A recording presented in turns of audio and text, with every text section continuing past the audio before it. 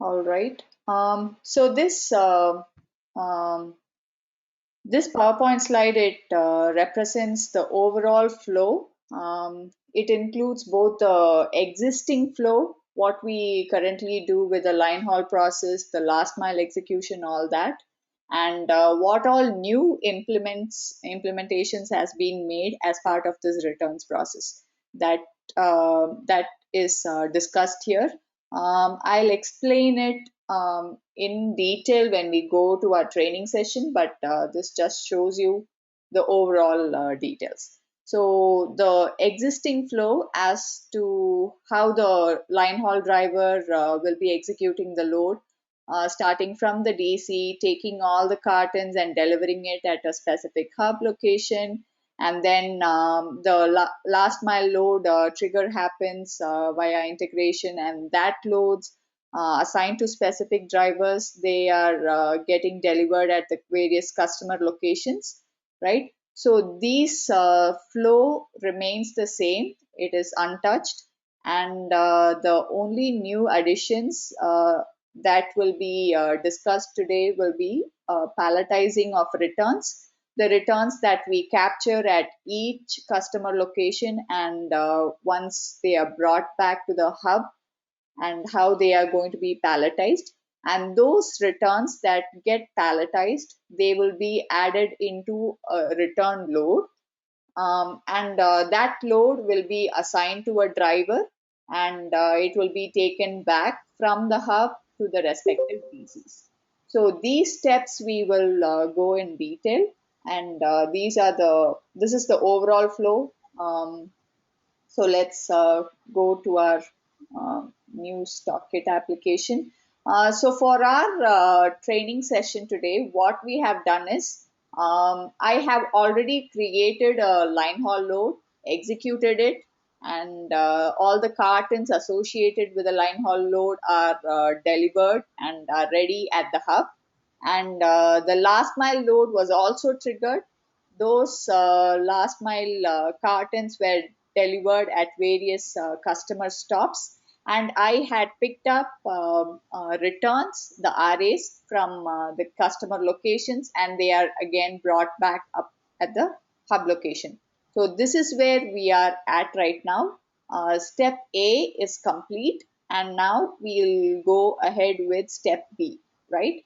So for that, I'll use my new StockIt application, and I'll start sharing my app screen.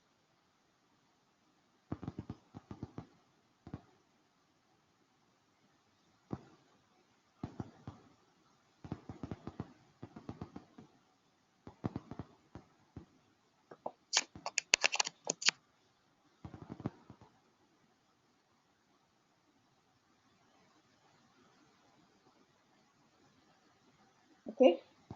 So for all these, you can see here on my screen, these are the arrays that I have captured as part of my customer deliveries.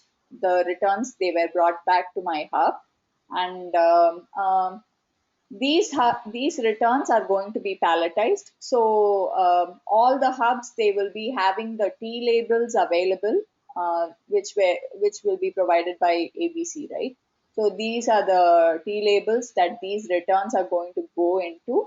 So I have them handy here, and I'm going to log into my new StockIt application as the hub user. Okay, I have logged into the new StockIt application, and you can see there are various new modules being added.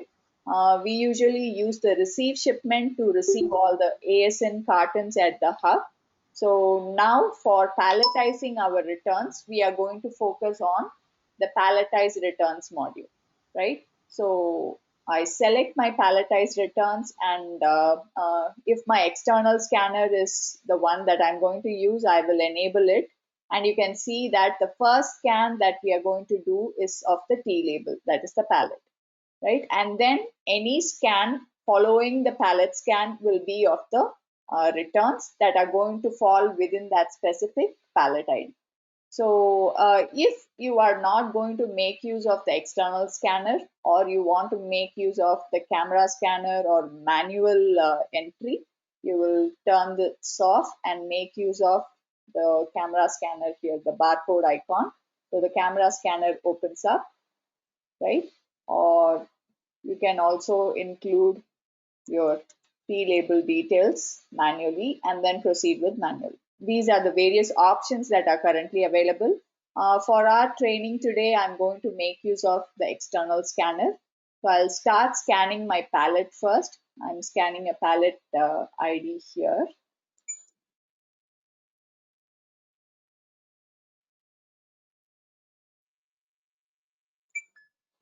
Okay, so as soon as I enter a palette ID by scanning, the value shows up here.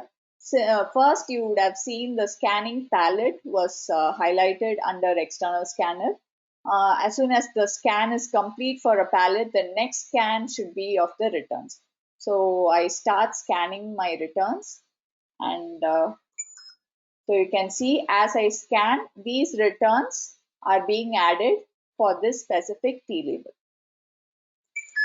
Right, I've added 2 returns for this palette ID, and the refresh icon can be used to enter a new palette, or you can scan the same palette ID again and see what items were previously scanned. And the remove option allows the user to remove any carton, return carton that was included to a pallet, and that can be done using the remove option. Or if another pallet ID is being scanned, and this second pallet, if it needs the previous return that needs to be added here, you can go ahead and scan this. So the previously added return comes to this specific palette and will be removed from the previous palette. So that switch can be made using scanning itself. And once all the returns are all captured, let me add few more. Okay, okay, I've added 3 returns to pallet ID 2, and there is 1 return associated with pallet ID 1. So once these are all complete, I am clicking on done, and my palletization is now complete here. Now let me go to my hub company to see what changes can be seen here.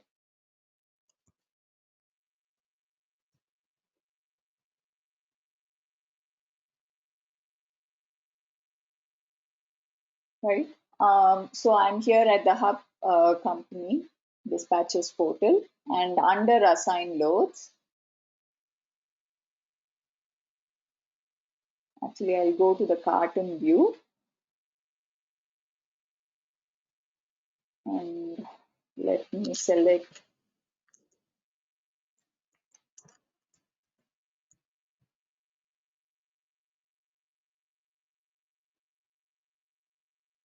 okay. So you can see here, right? So these were the return cartons that we just palletized, and initially it did not include any pallet ID, but after the palletization is complete, the pallet ID includes for that returns, right? So this palletization process is now complete. Now the next step is so this step B is complete. The next step is to ship returns. That is creating a return load with all the pallets that we just palletized with returns, and they will be assigned to drivers to be taken back to the DC. Right. Again, we will go to our new stock kit, the hub new stock kit app. And after palletized returns, you see ship returns. So select that module. And under ship returns, you see 2 tabs, incoming shipments and return shipments. We are going to select return shipments. And this will show that the return goes to which you can see there is a drop down associated, and 010 DC is the DC associated with this hub, so I'm selecting that. And you can see what all already created return ASNs will be listed out here. If there are nothing, it is just going to be blank. So for us, we are now creating a brand new return load. So I'm clicking on new return shipment highlighted at the bottom. So once that is done, you will select the template 010 DC returns. And so this template is pre-configured on our end for every hub company that is going to use this feature. And once the user is on this new return shipment screen, they will make use of this template. So any cartons or pallets that are being added, it will be being sent to this specific DC. So that connectivity happens by selection of this specific template. So let's now start scanning our barcodes. So once this selection is made, I'll start selecting my P labels, whichever we had palletized. So this pallet, it shows 1 unit. The next one, it shows 3 units.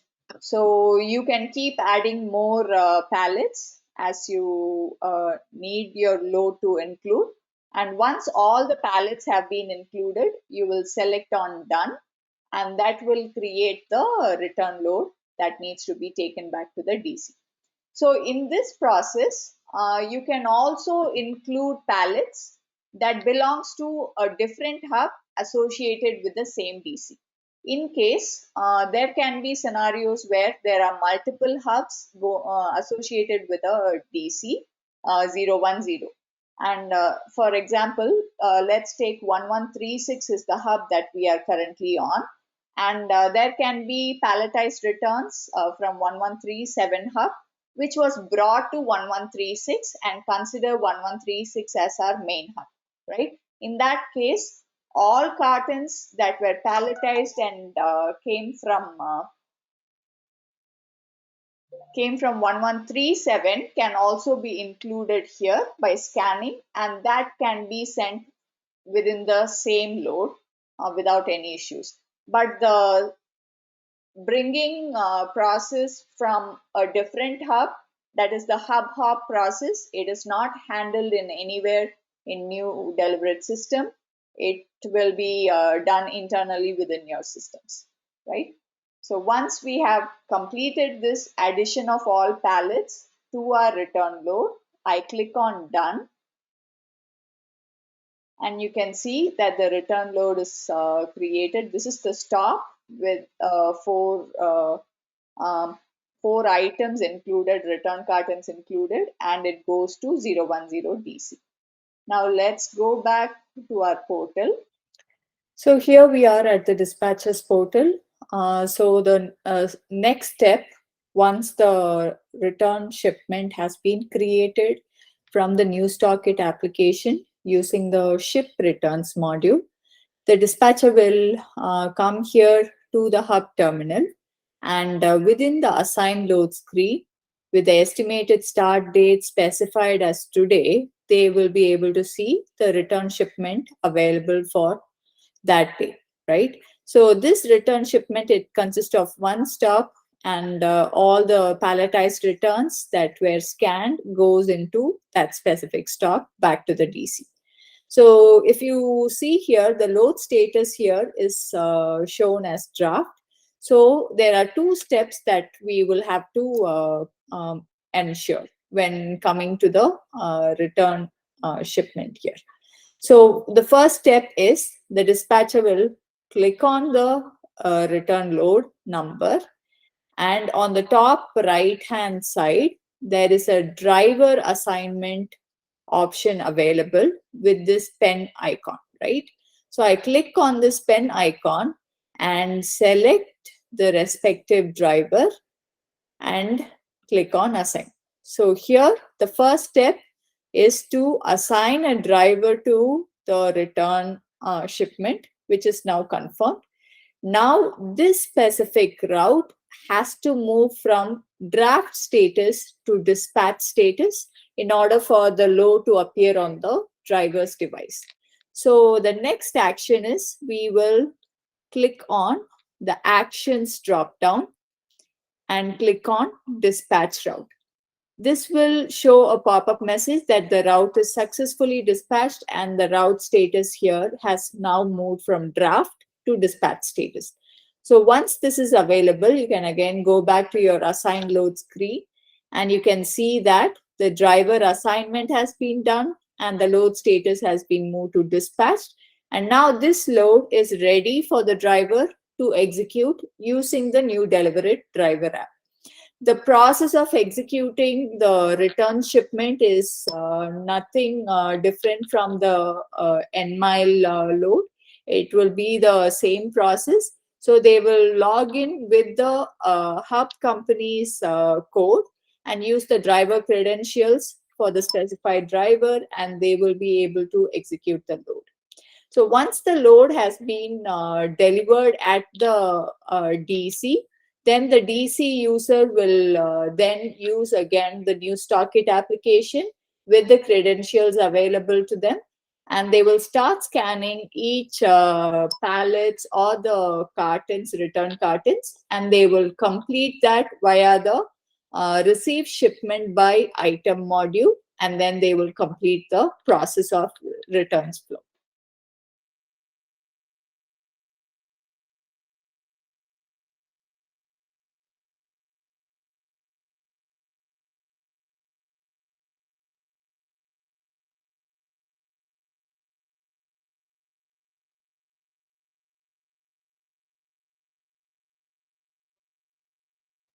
Okay, so once I have received all the return cartons, the return load has been delivered at the DC.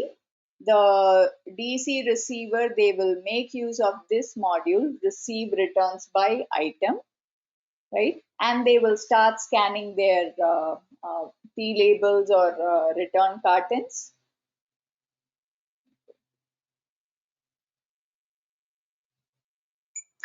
Okay, so again, you can see that by scanning, all the units are being captured here. And once the required returns are all scanned and captured, the user can click on done and the response is being sent back to ABC.